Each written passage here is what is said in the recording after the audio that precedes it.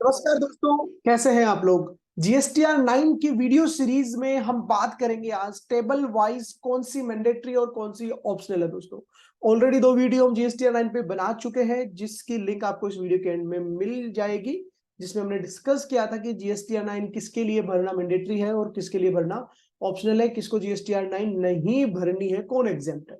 आज इस वीडियो में बात करेंगे कि कौन सी टेबल आपको डालना मैंडेटरी है। जीएसटीआर 9 की जो टेबल 1 से स्टार्ट होके 18 नंबर तक की टेबल होती है, जिसमें 1, 2 और 3 तो बेसिक डिटेल जाती है, जो ऑटो पॉपुलेट हो ही जाती है आपकी।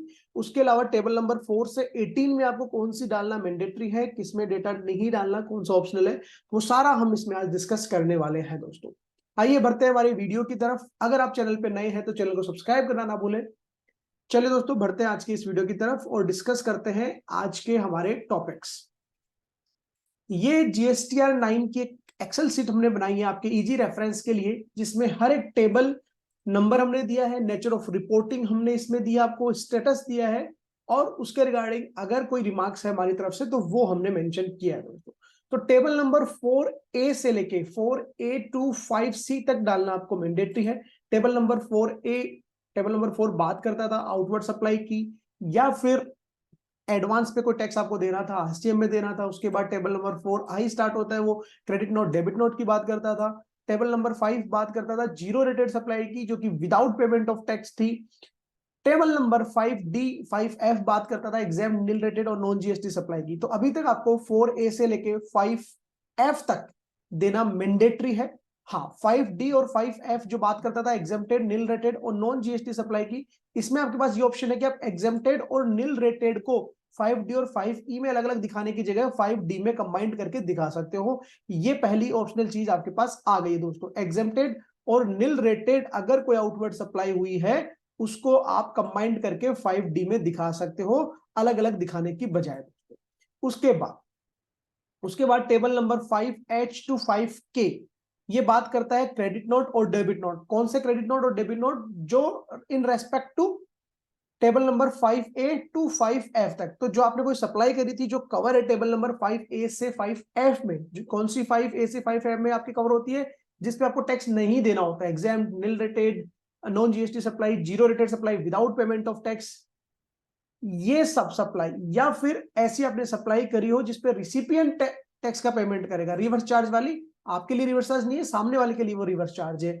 ऐसी से रिगार्डिंग अगर कोई क्रेडिट नोट डेबिट नोट है तो उसकी डिटेल देना आपके लिए ऑप्शनल है। तो टेबल नंबर 5H to 5 के आपके लिए देना ऑप्शनल है। आप क्या कर सकते हो, 5A से लेके 5F तक एफ में उसको क्लब कर सकते हो। मान लो आपने कोई जीरो रेटेड सप्लाई करी 5 लाख रुपए की विदाउट पेमेंट ऑफ टैक्स, उसके बाद माल रिटर्न होता है या कोई भी उसकी वैल्यू डिक्रीज होती है, आप क्रेडिट नोट कुछ इश्यू करते हो 1 लाख रुपए का, तो आप या तो 5 लाख 5A से लेके 5F में जहां वो फिट हो रहा है वहां दिखा दो 5 लाख रुपए, और 1 लाख रुपए आप क्रेडिट नोट का 5H to 5K में जहां फिट हो रहा है वहां दिखा दो। आप चाहो तो इसको कंबाइंड करके भी दिखा सकते हो, ऊपर 5A से लेके 5F तक आप 4 लाख दिखा सकते हो। तो 5H to 5K आपके लिए इस साल भी ऑप्शनल है, जो पिछले साल भी आपके लिए ऑप्शनल थी। दोस्तों ये काफी टाइम से ऑप्शनल ही चल रही है।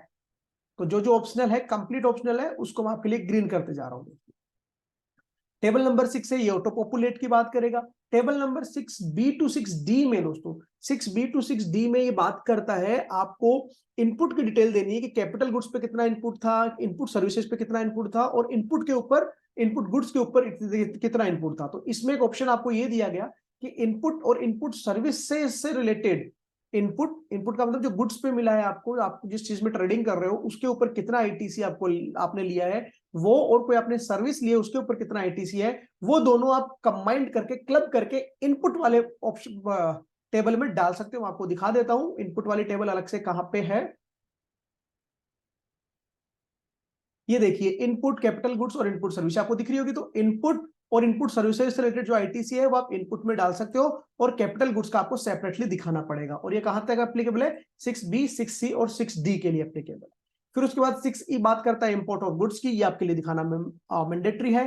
6F to 6M other ITC की बात करता है, ये मैंडेटरी है। इन टेबल के बारे में हम डिटेल में डिस्कशन करेंगे अपने नए वीडियोस में। यहाँ एक बेसिक हम आपको बताना चाहते हैं कि कौन सी टेबल मैंडेटरी और कौन सी ऑप्शनल है। दोस्तों उसके बाद table number 7A to 7E बात करता है रिवर्सल की। आईटीसी हमने रिवर्स करी है बहुत सारे रीजन हो सकते हैं, सेक्शन 17(5), रूल 37, 39, 42, 43, या तो आप 7A से लेके 7E हर एक कॉलम में, हर एक टेबल में रेस्पेक्टिव जो डिटेल्स मांग रहा है वो अलग अलग दे सकते हो, या फिर 7A से लेके 7E तक के जो रिवर्सल है वो एक साथ क्लब करके 7H में भी आप दे सकते हो विद अदर रिवर्सल। उसके बाद 7F और 7G बात करता है आपने ITC रिवर्स करी ड्यू टू ट्रांस 1 और ट्रांस 2 की वजह से, वो देना मैंडेटरी है आपके लिए। हालांकि अब ये डिटेल जाएगी नहीं क्योंकि ऑलरेडी ट्रांस 1 ट्रांस 2 के अगर कोई रिवर्सल आपने किए होंगे वो ऑलरेडी आप कर चुके होंगे, बट अभी भी है आपका, आप में से किसी का केस ऐसा, तो वो बनना मैंडेटरी है। 8A to 8K ये अदर ITC रिलेटेड इंफॉर्मेशन की बात करता है, जिसमें मैं आपको याद दिलाना चाहूंगा 2A से जो डेटा ऑटो पॉपुलेट होता था, ये 2A का कंपैरिजन करता है यहाँ पे 2A का, और आपने जो टेबल नंबर 6 में डाला उसका, ये देना मैंडेटरी है। उसके बाद टेबल नंबर 9 जो बात करता है कितना टैक्स पेबल आपने डिक्लेयर किया है, कितना टैक्स पे आपने पे कर दिया है, वो डालना मैंडेटरी है। टेबल नंबर 10 और 11 ये बात करेगा outward liability pertaining for financial year 22-23 shown reduce in financial year 23-24 till 30 नवंबर 2023। कोई 22-23 की आउटवर्ड लायबिलिटी थी, कोई आपकी सेल थी जो आपने 23-24 में अमेंडमेंट्स के थ्रू या तो रिड्यूस करी है या एक्स्ट्रा बढ़ाई है, उसकी बात करता है, ये भी देना मैंडेटरी है। डेफिनेटली डिटेल में हम डिस्कस करेंगे जल्दी ही। 12-13 टेबल नंबर 12 और 13 जो बात करता था कि 22-23 में कोई ITC है जो आपने 23-24 में 30 नवंबर तक या तो रिड्यूस करिए, रिवर्स करिए, या फिर आपने दिखाई है, वो टेबल नंबर 12 और 13 में जाएगी। हालांकि ये भी आपके लिए ऑप्शनल है, बट मैं आपको यही सजेस्ट करूंगा कि अगर आपने 22-23 की ITC अगले साल ली है या फिर रिवर्स करिए तो इन टेबल्स में आप उसको दिखाओ, ऑप्शनल वाला ऑप्शन चूज ना करो दोस्तों। इसके बाद टेबल नंबर 15 और 16 ये बात करता है इंफॉर्मेशन ऑफ डिमांड और रिफंड, ये देना आपके लिए ऑप्शनल है। टेबल नंबर 18 पे मैं सीधा आना चाहूंगा, पहले जो बात करता है HSN वाइज इनवर्ट सप्लाई, वो अभी भी ऑप्शनल है आपके लिए देना।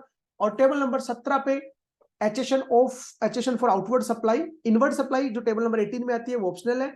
और टेबल नंबर 17 में आती है आउटवर्ड सप्लाई, तो अगर आपका टर्नओवर 5 करोड़ से ज्यादा है तो आपको 6 डिजिट की देनी है, और आपका टर्नओवर 5 करोड़ से कम है दोस्तों तो 4 डिजिट लेवल B2B के लिए देनी है, B2C के लिए नहीं देनी है। अगर आपका टर्नओवर 5 करोड़ से नीचे है तो B2C की HSN wise supply, outward supply आपको नहीं देनी है, B2B की आपको देनी है 4 डिजिट लेवल पे। अगर आपका टर्नओवर 5 करोड़ से ऊपर है तो चाहे B2B आपने सेल करी हो चाहे B2C आपने सेल करी हो, आपको 6 डिजिट लेवल तक HSN की डिटेल देनी है दोस्तों। तो ऑप्शनल टेबल की बात करें, अगर कंप्लीट ऑप्शनल टेबल है तो वो है 5H to 5K complete optional.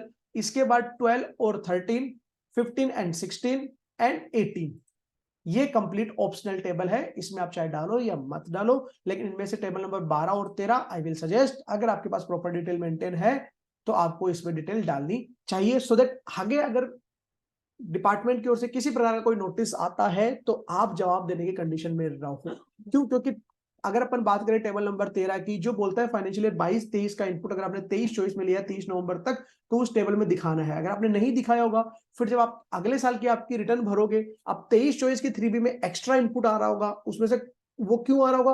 क्योंकि कुछ इनपुट आपने 22-23 का 23-24 में भी लिया होगा, तो अगर 22-23 की रिटर्न में आपने ये चीज दिखा दी होगी कि भैया 2 लाख रुपए का मेरा ये इनपुट है जो 22-23 का है लेकिन मैंने 23-24 की रिटर्न में लिया है, तो जब आप 23-24 का रिकंसिलेशन करोगे अगले साल तो आपको वहां रिकंसिलेशन में हेल्प मिलने वाली है। क्योंकि बहुत बार होता है कि हमको एडजस्टमेंट कर तो देते हैं बट वो प्रॉपर नोट डाउन नहीं होता है, तो 2 साल बाद 3 साल बाद जब नोटिस आता है तो हम खुद भी उस एडजस्टमेंट को भूल जाते हैं दोस्तों। तो इसलिए मैं तो आपको यही सजेस्ट करूंगा कि टेबल नंबर 12 और 13 अगर आपके साथ ऐसा कुछ हुआ है 22-23 का ITC 23-24 में आपने रिवर्स किया है या एक्स्ट्रा क्लेम किया है तो आपको टेबल नंबर 12-13 यूज करनी चाहिए। डिपार्टमेंट ने ऑल दो इसको ऑप्शनल बोला है, और ऑप्शनल किसके थ्रू बोला है, इसके लिए उन्होंने एक रिलैक्सेशन दी थी, notification number 32 central tax dated 4 अगस्त 2023। 4 अगस्त 2023 को नोटिफिकेशन आया था, नोटिफिकेशन नंबर 32, जो आप CBIC की साइट से डाउनलोड करके पूरा नोटिफिकेशन रीड कर सकते हैं दोस्तों। जल्दी मिलेंगे, हम एक एक टेबल भी हम पिक करेंगे, उनके ऊपर भी डिस्कशन करेंगे, और टेबल नंबर और इसके साथ साथ GSTR 9C भी हम आपके साथ डिस्कस करने जरूर आएंगे दोस्तों। आपको अब इस वीडियो के एंड में लिंक दिख रही होगी पुराने GSTR 9 के वीडियोस पे, इस वीडियो सीरीज के पहले के वीडियोस पे आप वो भी वीडियो जरूर देखें जिससे पूरी GSTR 9 आपके कवर हो दोस्तों। अगर आपको वीडियो पसंद आया हो तो वीडियो को लाइक करना ना भूले। मिलते हैं नए वीडियो में नई जानकारी के साथ। Thank you so much. जय हिंद, जय भारत।